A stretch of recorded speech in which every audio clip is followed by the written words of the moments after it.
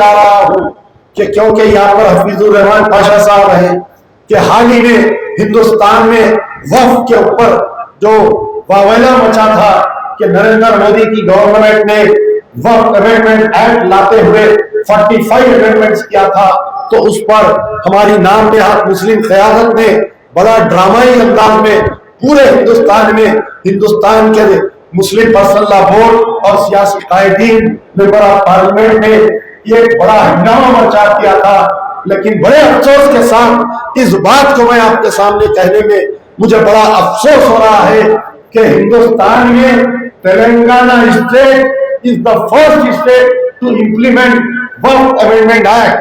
ये तेलंगाना में जो मौजूदा कांग्रेस की सरकार है वो ऑलरेडी वक्फ अमेंडमेंट एक्ट जो नया आया है वो एक्ट को इम्प्लीमेंट कर चुकी है। मैं हमारे हफीजुर रहमान पाशा साहब के सामने ये गवर्नमेंट का ऑर्डर दे रहा हूं, ये तेलंगाना गवर्नमेंट का ऑर्डर है, क्योंकि मेरी तकरीर को इंटेलिजेंस वाले, स्पेशल ब्रांच वाले, सेंट्रल इंटेलिजेंस वाले सुन रहे हैं, तो मैं चाहता हूं कि अमित शाह, नरेंद्र मोदी, यहाँ के चीफ मिनिस्टर रेवंत रेड्डी को मुबारकबाद दे और उन तमाम उलमा मशाइखीन, ये जियो आकर 12 अगस्त के दिन ये जियो आया, यहाँ के चीफ एग्जीक्यूटिव ऑफिसर वक्फ बोर्ड को हटाने के लिए, एक ईमानदार ऑफिसर को हटाने के लिए एक साजिश की गई और यहाँ के हाई कोर्ट में एक ऑर्डर, हाई कोर्ट में एक पिटीशन डाला गया।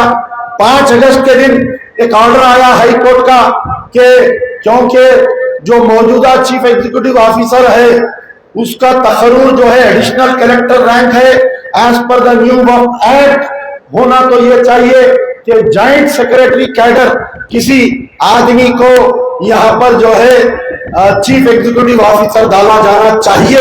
ये पिटीशन हाई कोर्ट में डाला गया और बगैर किसी ताखिर के हाई कोर्ट के जज ने एक जजमेंट पास किया। 5 तारीख के दिन ये जजमेंट पास किया कि नए वक्फ कानून के तहत हिंदू या मुस्लिम, किसी हिंदू या किसी मुस्लिम जॉइंट सेक्रेटरी कैडर के चीफ एग्जीक्यूटिव ऑफिसर वक्फ बोर्ड तैनात किया जाए। लेकिन हमारा जो गवर्नमेंट ऑफ तेलंगाना का वकील था, जो एडवोकेट जनरल था, उसका काम था कि ये बोलना चाहिए था जज के सामने हाई कोर्ट के कि ये मसला अभी सुप्रीम कोर्ट में चल रहा है, we can not implement new Waqf act बोलना चाहिए था।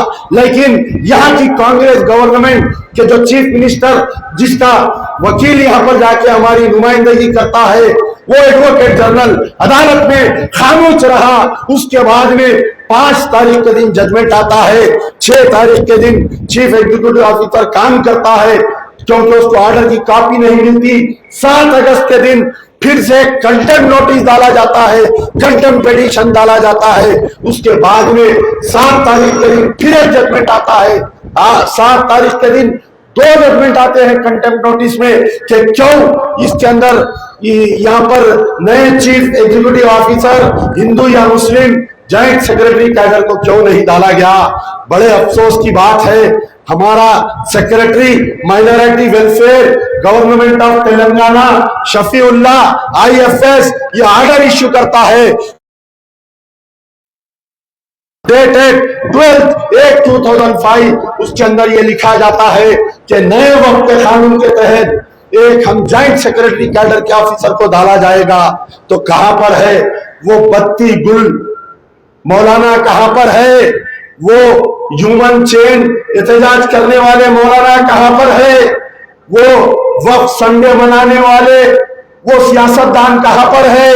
क्या तुम्हारे मुंह को लखवा हो गया कि तुम क्यों एहतजाज नहीं कर रहे हैं?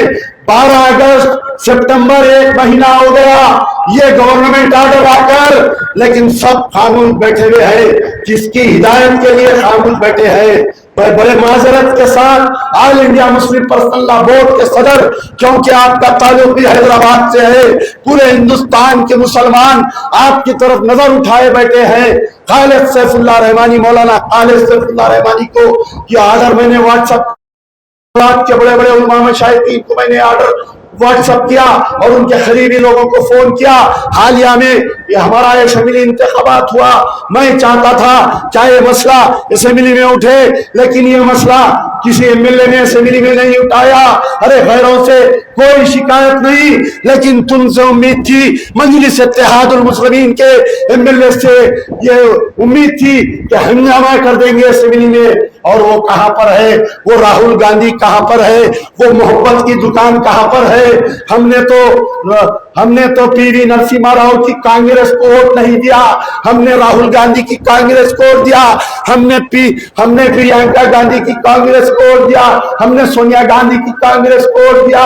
हमको मालूम था कि कांग्रेस सुधर गई है, हम ये सोच रहे थे, लेकिन बड़े अफसोस के बाद आज तेलंगाना के मुसलमान ये इस मसले पर अगर आप एहतजाज नहीं करेंगे, ये GORT नंबर 67 अगर इसको कलअदम नहीं करेगी हुकूमत, तो याद रखो Telangana will be the first state, ये पहला स्टेट रहेगा कि यहाँ पर नए वक्फ कानून को लागू किया गया है। मैं तमाम उलमा से अदबन गुजारिश कर रहा हूँ कि इस जियो के खिलाफ में एहतजाज करे। प्यारे नबी सल्लल्लाहु अलैहि वसल्लम के जलसे में मौजू से हटकर इसलिए कह रहा हूं कि वक्फ इस हमारा जो वक्फ है ये एक हमारा हिस्सा है, हमारे मजहब का हिस्सा है, हमारे इस्लाम का हिस्सा है, इसलिए इस पर एहतजाज करना जरूरी है। इस पर रोशनी डालिए। दिल्ली के और यूपी के दो मुखर्रिर रहे, मैं आप लोग जब दिल्ली जाएंगे, उत्तर प्रदेश जाएंगे, तो आप लोग वहां के मीडिया में ये बात लाए ताकि राहुल गांधी और प्रियंका गांधी को अखलाकी दबाव हो और उनकी तेलंगाना गवर्नमेंट ये जियो को विड्रा करे। बस एक बड़े अफसोस के साथ मैं आपके सामने पेश हुआ। मैं अब दावत खिताब देता हूँ मोहतरम प्रोफेसर हफीजुर रहमान साहब, प्रोफेसर हफीजुर रहमान पाशा से आपको मुखातिब करे। शुक्रिया। यार जिंदा सोवर बात।